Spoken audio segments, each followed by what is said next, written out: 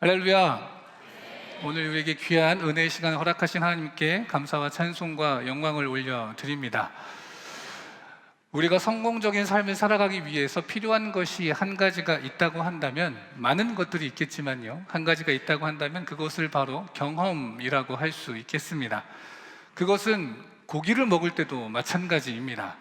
저에게는 어렸을 때 나름 확고한 고기 취향이 있었습니다.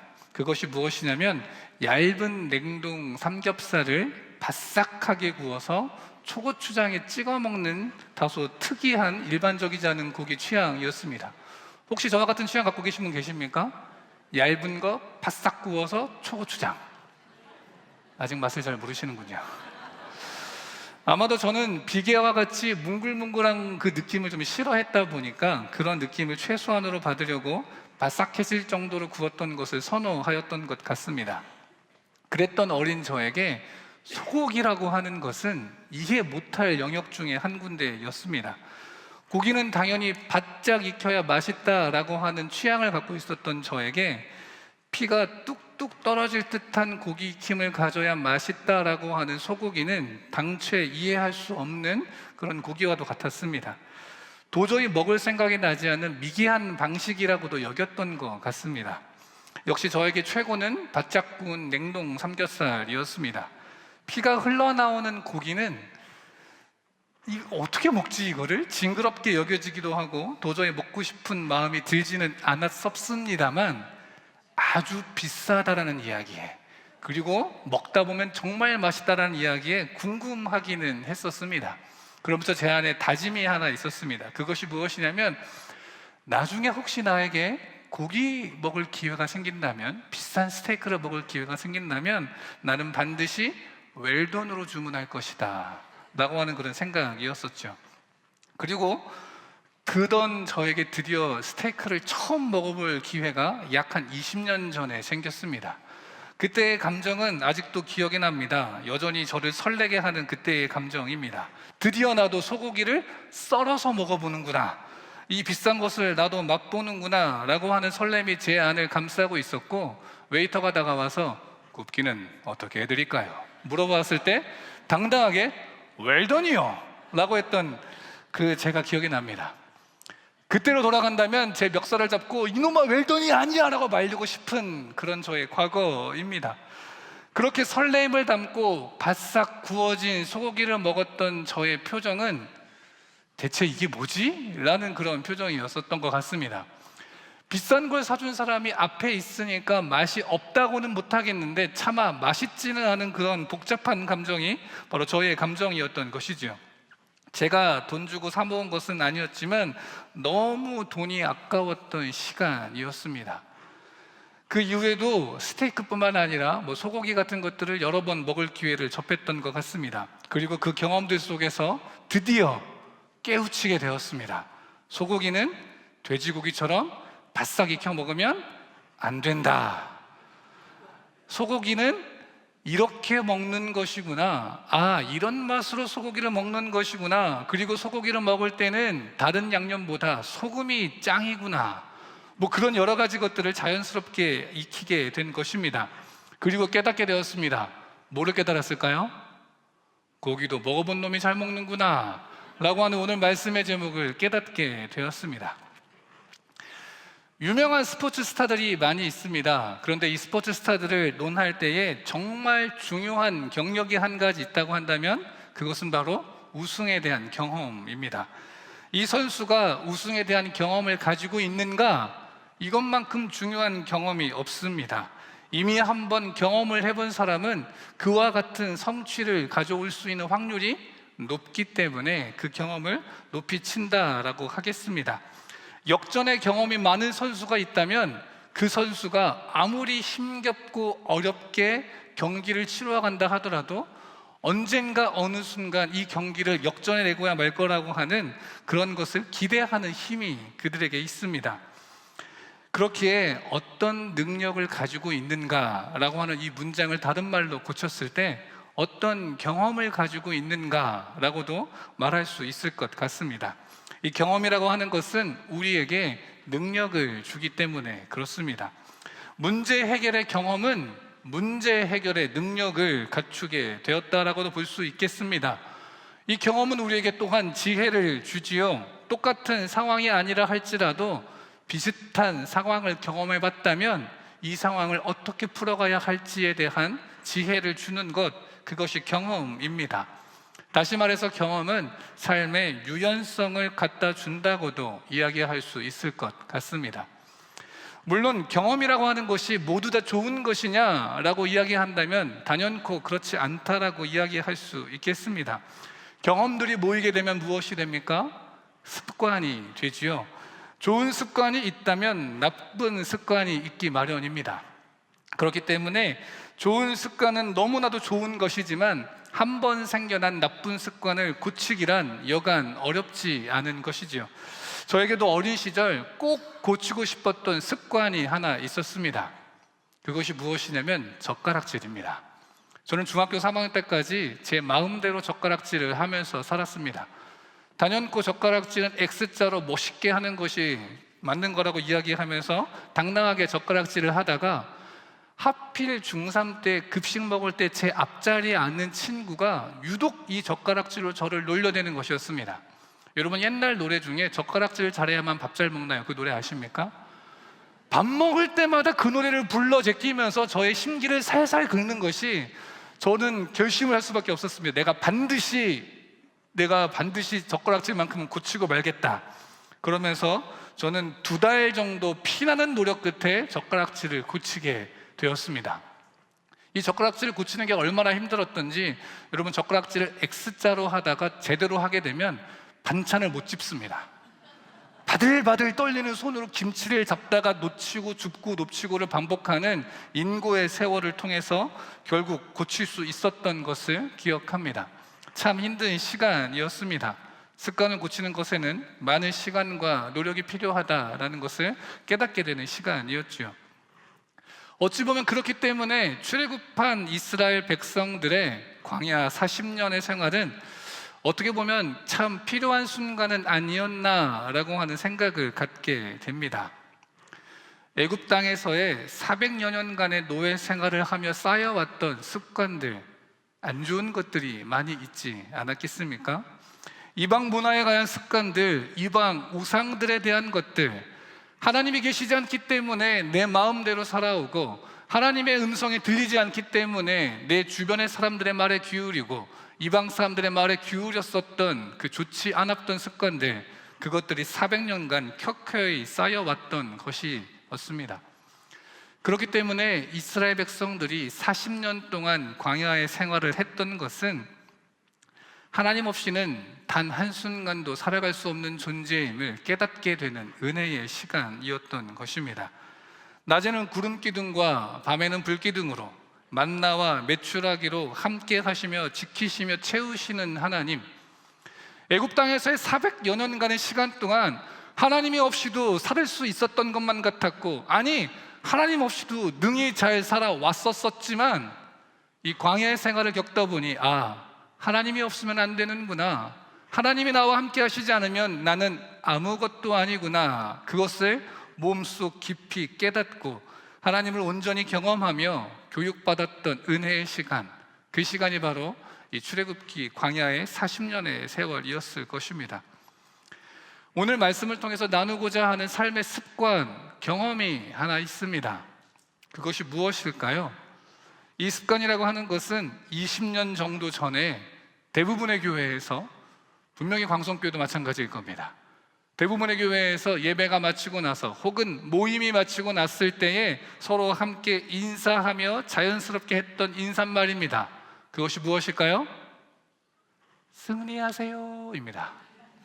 우리 한번 옆 사람과 함께 인사 한번 해볼게요. 한번 해볼까요? 승리하세요. 승리하는 삶을 삽시다. 한 주간도 승리하십시오. 오늘 여러분과 함께 나누고 싶은 삶의 습관, 그 경험, 그것은 바로 이 승리라고 하는 것입니다. 오늘 말씀인 사무엘상 17장에는 다윗의 역사적이고 위대한 승리에 대하여서 기록하고 있습니다. 누구와의 싸움에서의 승리죠? 골리앗과의 싸움에서 승리입니다. 이 역사적인 승리에 대한 상황이 이 사무엘상 17장 전반부에 쭉 나와 있습니다. 특별히 1절과 2절 말씀에 이 상황이 기록되어져 있는데요, 우리 17장 1절 2절 말씀을 함께 읽도록 하겠습니다. 함께 읽습니다. 블레셋 사람들이 그들의 군대를 모으고 싸우고자 하여 유다에 속한 소고에 모여 소고와 아세가 사이에 에베스 담밈에 진침해 사울과 이스라엘 사람들이 모여서 엘라 골짜기에 진치고 블레셋 사람들을 대하여 전열을 벌였으니. 아멘. 네, 오늘 말씀은 이 이스라엘과 블레셋 간의 전쟁에 대하여서 기록하고 있습니다. 블레셋 사람들이 이스라엘과 전쟁하기 위하여서 군대를 모으고 진을 치게 됩니다. 그런데 어떻게 보면 이 블레셋이라고 하는 사람들의 마음이 쉽게 짐작이 가지 않습니다. 왜냐하면 이스라엘과 블레셋이 싸웠을 경우 누가 많이 이겼을까요? 전체의 역사를 따지면 블레셋이 약탈도 많이 하고 이겼을 수 있겠습니다마는 바로 그 전에 나타나는 15장과 또 그 이전의 말씀들을 살펴보면 사무엘이 사사가 되었을 때 블레셋을 크게 이기고 세운 돌이 있었습니다. 그 돌이 바로 에벤에셀입니다. 사울이 왕이 되고 나서도 이 블레셋과의 전쟁에서 크게 승리합니다. 요나단의 활약이 그때 있었죠. 다시 말해서 이 싸움이 있기 전까지 블레셋이 이스라엘과 싸웠을 때 호되게 당한 기억들이 많았다라고 하는 겁니다. 그런데도 불구하고 블레셋들이 군대를 모읍니다. 그리고 전쟁을 걸러 나와왔습니다. 왜 그랬을까요? 대체 무슨 빽이 있길래, 어떤 믿는 구석이 있길래 그렇게 나왔겠습니까? 바로 골리앗 때문입니다. 그들에게는 결전의 최종병기 골리앗이 있었습니다. 이 골리앗이 얼마나 대단한 인물인지는 뒤이어 나오는 이 17장의 말씀 가운데에서 기록되어져 있습니다.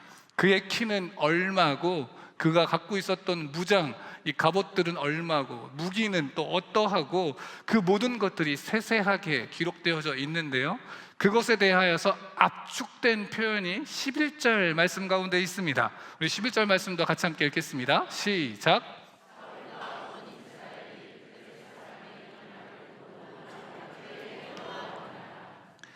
어떻다고요? 크게 두려워할 정도로 골리앗은 대단한 사람이었습니다. 위협적인 사람이었습니다. 온몸에 공포를 둘둔 사람 같았습니다. 골리앗이 나타나서 엄청난 키와 엄청난 무장을 갖추고 이스라엘 향하여서 외칩니다. 나랑 1대1로 단판을 짓자, 이겁니다. 그래서 이기는 사람 밑에 그 나라가 다 들어가자라고 하는 것이죠. 그런데 이 제안을 받아들인 사람이 아무도 없었습니다. 40일이 지나도록 이 골리앗의 제안을 받는 사람, 온갖 조롱과 모욕을 들으면서도 이스라엘에서 나서는 사람이 단 한 명도 없었던 것입니다. 그런데 마침 이때 이 말을 누가 듣습니까? 다윗이 듣습니다. 다윗이 하나님의 군대인 이스라엘을 모욕하는 것을 듣게 되고 어떻게 됩니까? 분노하게 됩니다. 이 할례받지 않은 백성이 하나님의 군대를 모욕하는 것에 대해서 분노한 다윗, 그리고 그 분노한 다윗에 대한 이야기를 사울이 듣게 됩니다. 사울이 무슨 마음으로 이 다윗을 불렀을까요? 잘 모르겠지만 이 사울이 다윗을 부르게 되지요. 그리고 이 다윗과 사울이 나눈 대화가 바로 오늘 본문의 말씀입니다. 오늘 본문 말씀 한 절만 더 앞서서 32절과 33절의 말씀을 같이 함께 읽겠습니다. 시작.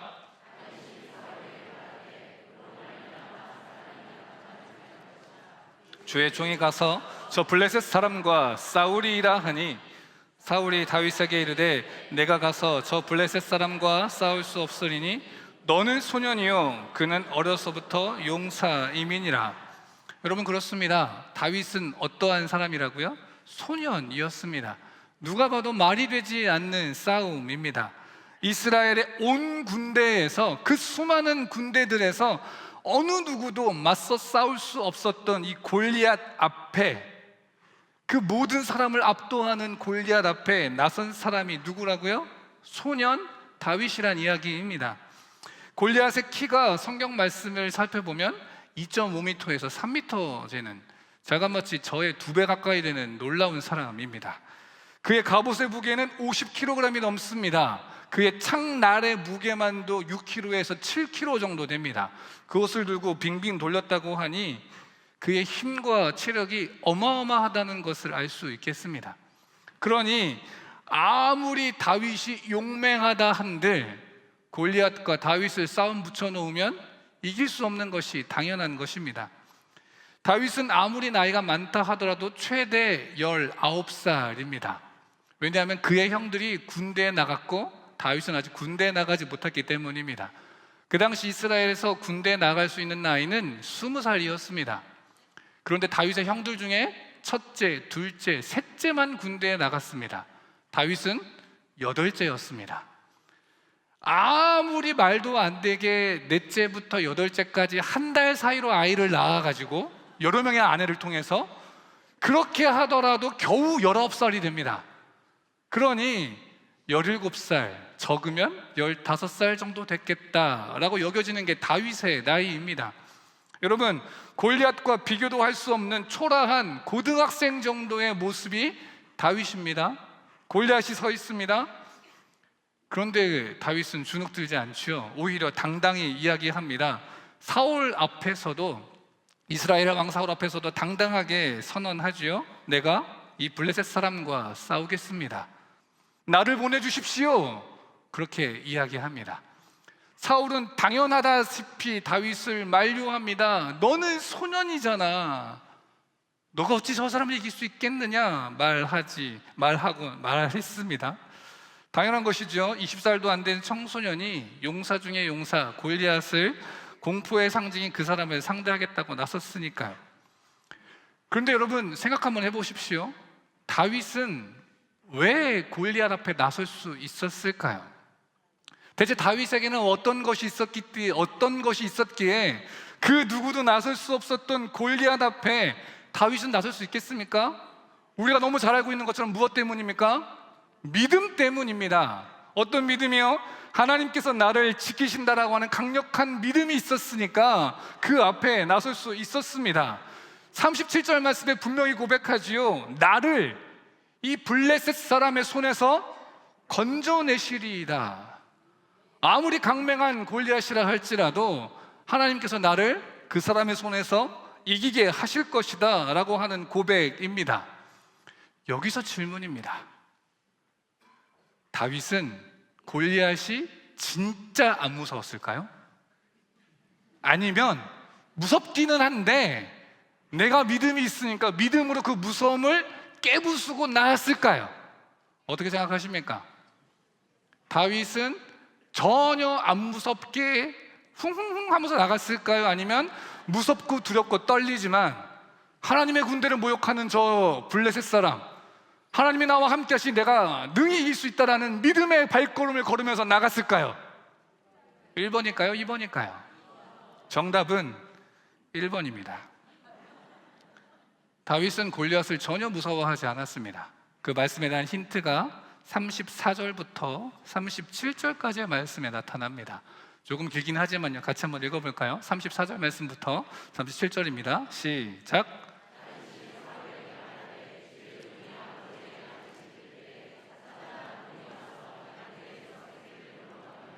내가 따라가서 그것을 치고 그 입에서 새끼를 건져내었고 그것이 일어나 나를 해하고자 하면 내가 그 수염을 잡고 그것을 쳐 죽였나이다.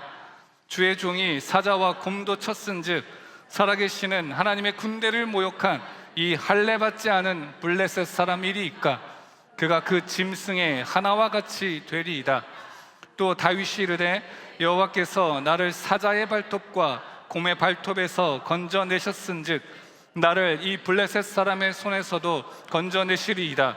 사울이 다윗에게 이르되 가라, 여호와께서 너와 함께 계시기를 원하노라.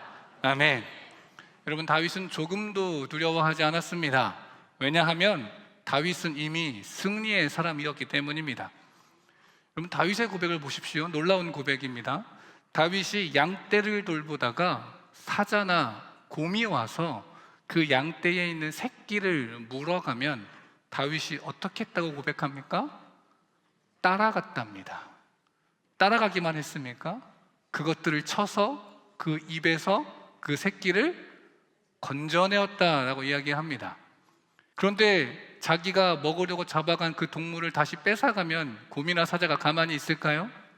당연히 가만히 있지 않겠죠. 다윗을 해치려고 일어나서 손과 입을 벌렸을 것입니다.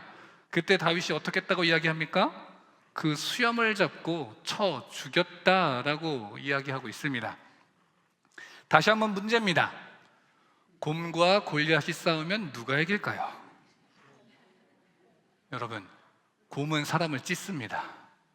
아무리 사람이 힘이 세고 키가 큰다 한들 가장 큰 종류인 이 회색곰 같은 경우는 그 키가 3m 정도 됩니다. 몸무게는 700kg 정도 됩니다. 앞발을 한번 휘두르면 그 충격이 1.2톤의 트럭이 달려와 받는 것과 같습니다. 한 방 맞으면 끝입니다. 다시 한번 묻겠습니다. 곰과 골리앗이 싸우면 누가 이길까요? 곰이 압도적으로 이깁니다. 곰은요, 뛰면 시속 60km까지 달릴 수 있습니다.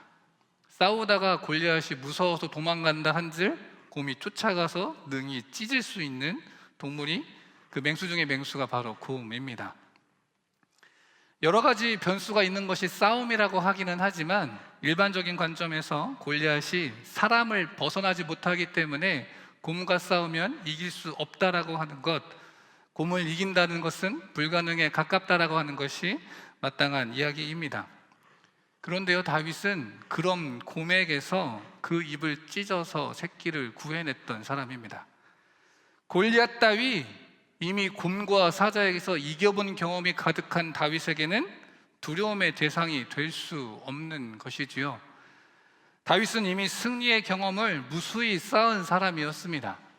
고기도 잘 먹은 놈이 잘 먹는다고, 아니, 고기도 먹어본 놈이 잘 먹는다고 승리도 해볼 만큼 해봤던, 그것도 자신보다 압도적으로 강한 사람과의 승리를 여러 번 경험했던 다윗에게 골리앗과의 싸움은 결코 두려움의 대상이 아니었던 것입니다.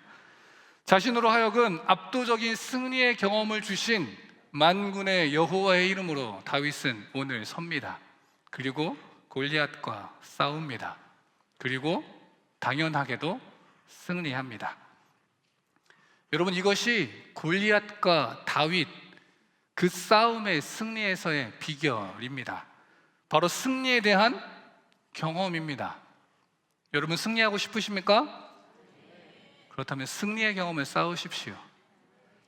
자신의 승리의 모든 경험이 하나님께로부터 비롯되었다라고 하는 다윗의 믿음의 고백이 그 비결이 되는 것입니다. 37절 전반부의 말씀을 한 번만 더 읽도록 하겠습니다. 37절 전반부 말씀 시작. 또 다윗이 이르되 여호와께서 나를 사자의 발톱과 곰의 발톱에서 건져내셨은즉 나를 이 블레셋 사람의 손에서도 건져내시리이다. 아멘. 이 다윗의 승리의 비결, 최초의 승리의 비결은 바로 이것입니다. 자신의 삶과 함께 하시며 도우시는 하나님을 향한 믿음, 바로 이것이 바로 그의 승리의 비결입니다.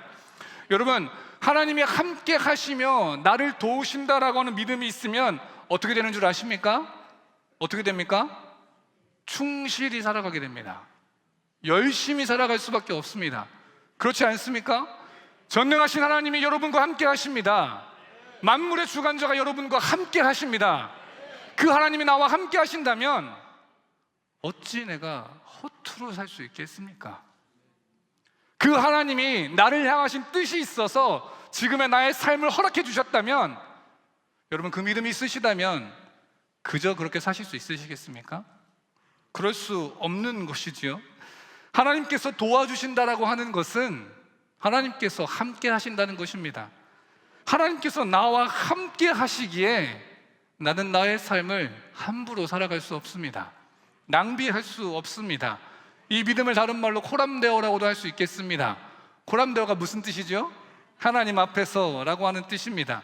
하나님 앞에서의 믿음, 그리고 내 삶이 하나님 앞에 있습니다 라고 하는 책임감, 여러분, 이것이 있을 때 더 나아가서 나의 삶의 모든 것이 하나님께로부터 허락되었습니다 라고 고백하는 것, 나의 삶, 나의 일상이 하나님께서부터 나에게 주신 것입니다 라고 하는 고백이 있다면 우리가 어찌 충실히 살아가지 않을 수 있겠습니까? 여러분, 다윗이 앞서 사울에게 했던 이 고백이 몇 살 때 한 거라고요? 한 40대, 50대 인생을 산 만큼 살고 가장 힘이 있었던 그 시기를 다 견디고 지나와서 내가 왕년에 사자도 잡고 곰도 잡고 내가 참 잘 나갔지, 이런 고백이었습니까? 아닙니다. 여전히 연약하고 어린 나이, 많아봤자 19살, 15살이나 17살 정도밖에 되지 않는 청소년기의 고백입니다. 어려서부터 양떼를 지키며 그 소년이 맹수에게서 자신의 양떼를 지킨 것이지요. 여러분, 한번 상상 한번 해보십시오. 한 소년이 있습니다. 나이는 한 17살, 고등학교 1학년 정도 됩니다. 이 아이가 양떼를 몰고 나가서 양떼를 칩니다. 근데 저 멀리서 곰이 등장합니다. 양을 발견하고는 그것을 잡아먹으려고 시속 60km로 자신의 3m가 되는 거구를 이끌면서 두두두두두 등장합니다. 이 소년은 어떻게 해야 되겠습니까? 맞서 싸워야 될까요? 도망가야 될까요? 이 소년이 취할 행동은 당연히 몸을 피하는 것입니다. 그리고 곰이 한 마리 몰고 가면 나머지를 잘 수습해서 마을로 돌아오는 것이죠. 그렇게 마을로 돌아왔을 때 마을 사람들이 이 소년에 대해서 뭐라고 이야기하겠습니까? 내가 너한테 이 양을 지키라고 말했는데 한 마리를 못 지키고 돌아와! 라는 말을 할까요? 목숨만이라도 건졌으니 참 다행이다 라는 말을 할까요? 다윗이 어리기 때문에, 힘이 없기 때문에, 자신의 능력으로는 이것을 할 수 없기 때문에 그 자리를 벗어나서 피해 있다가 겨우겨우 돌아오는 것에 대하여서 누구도 뭐라고 할 수 없습니다. 그것이 결코 비난의 대상이 될 수 없다, 이 말입니다. 그런데 그는 어떻게 합니까? 자신에게 맡겨주신 이 양떼를 소홀히 여기지 않습니다. 오히려 쫓아가죠. 그들을 찢습니다.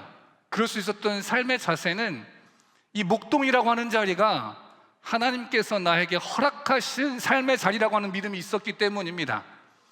그저 아버지가 시켰기 때문이 아닙니다. 나의 삶의 모든 것이 하나님께로부터 왔다면 내가 지금 일을 하고 있는 이 목동의 자리도 하나님이 주신 것입니다. 하나님이 맡겨주신 것이고 하나님께서 나에게 허락하신 사명의 자리이니 어찌 이것을 허투루 하겠습니까? 그리고 내가 하나님의 일을 하는데 어찌 하나님이 나를 도우시지 않겠습니까? 그러니 달려가는 겁니다. 하나님을 믿는 믿음으로 그 수염을 잡고 입을 찢어내는 겁니다. 나의 모든 것이 하나님께부터 왔다는 그 믿음으로 이것이 가능한 것입니다.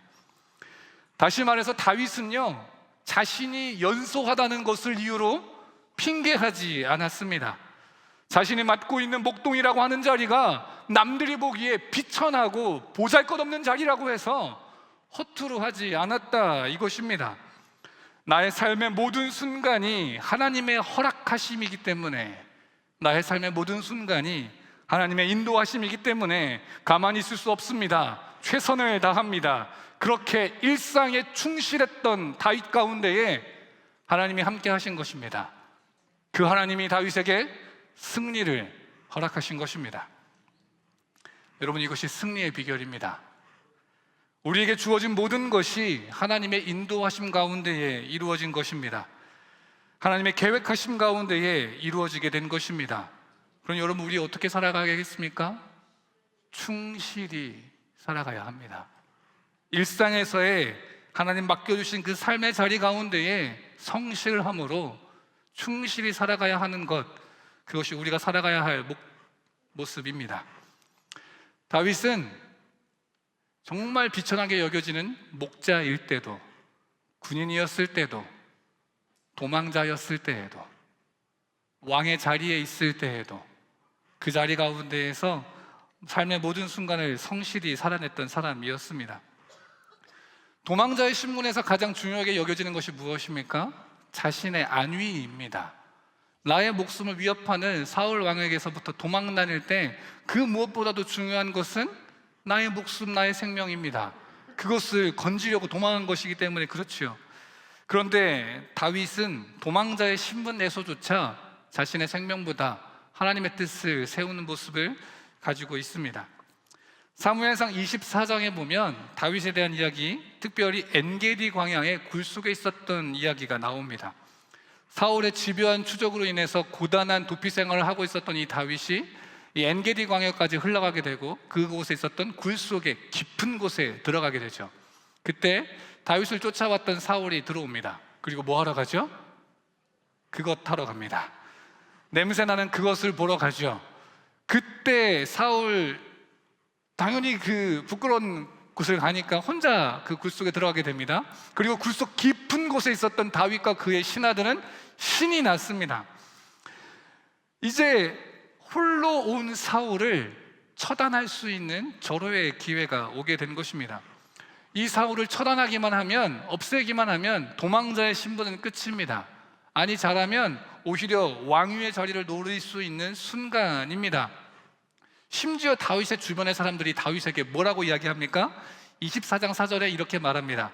다윗의 사람들이 이르되 보소서, 여호와께서 당신에게 이르기를 내가 원수를 너의 손에 넘기리니 내 생각에 좋을 대로 그에게 행하라 하시더니 이것이 그날이니이다. 은근하게 다윗을 꼬여냅니다. 이게 무슨 말입니까? 왕이여 보십시오, 당신이 억울하게 도망 다니고 있는데 이 왕이 나 죽여달라라고 이 굴 속에 들어오지 않았습니까? 이게 하나님께서 주신 기회가 아니면 뭐란 말입니까? 그러니 이때를, 이 기회를 잘 삼아서 하나님의 약속의 날 이때를 취하십시오. 이 왕을 죽이십시오 라고 말하는 것이죠. 여러분, 이런 해석을 뭐라고 하시는지 아십니까?